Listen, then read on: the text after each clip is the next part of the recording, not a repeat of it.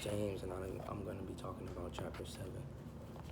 Okay, Sunday, May 17, 2015 was a bright Sunday in Waco, Texas. At the Twin Peaks restaurant in a shopping center on the south side of the city, the staff was preparing for a gathering of the motorcyclists who were in the town for a meeting of a statewide biker coalition. The group would talk about political issues involving bikers, but the gathering also raised the possibility of a renewal of a turf war between two rival motorcycle gangs, the Bandios and the Cossacks. The Bandios, based in Houston, considered Texas their territory. The Cossacks disputed that claim. Police took up positions around the parking lot of the Twin Peaks.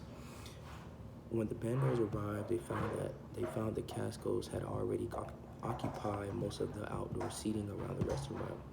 They gathered at the periphery of the seating area, but there was no trouble until a Bandios motorcyclist rode over the foot of a Cossack during a dispute over a parking spot.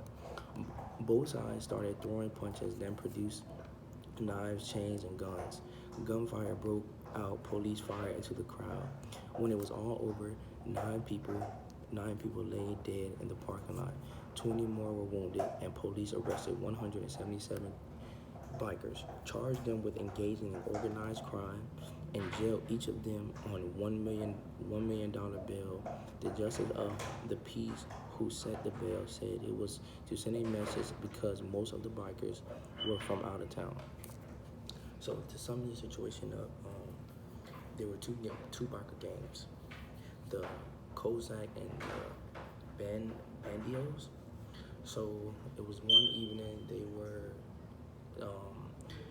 were having a gathering, a motorcyclist gathering, and the motorcycle gathering was, they were discussing politics and about the motorcycles and just motorcycle stuff.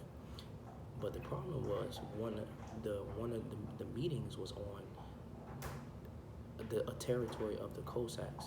So the Bandios did not, they felt like that was their territory.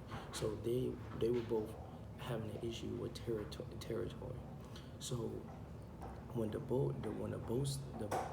Bandios arrived to the meeting, everything was fine, everything was neutral, everything was, they was calm. But what the problem was, what had happened was Pop blew everything up. Blew everything up. Was one of the motorcyclists, the Bandios, had literally rolled over one of the Cossacks' foot, over a parking spot. So when that happened, gunfire, fighting, and all that stuff broke out. 9 people were reported dead, and 177 of the bikers was arrested. Now, the problem with this was a reporter named Janet Willier. She was a reporter, and she wanted to get the names of these 2 people that were dead. So she wanted to find out if they were from the town or they wasn't from the town. But before she could do that, all the other reporters had already reported their names before the police. So she realized she wanted to know, she knew that this was unethical for them to do because the police didn't even get a chance to notify their families before the reporters had put out their names already. So what I got out of this was because sometimes decisions that we make without precaution can not only affect you, but it can also affect the people around you. So without the police notifying the families before, the families was basically caught in surprise. So I felt like that was very unethical for them to do. They should have waited for the police to notify them, and then the reporters should have, did what they did and gave out their names. Thank you.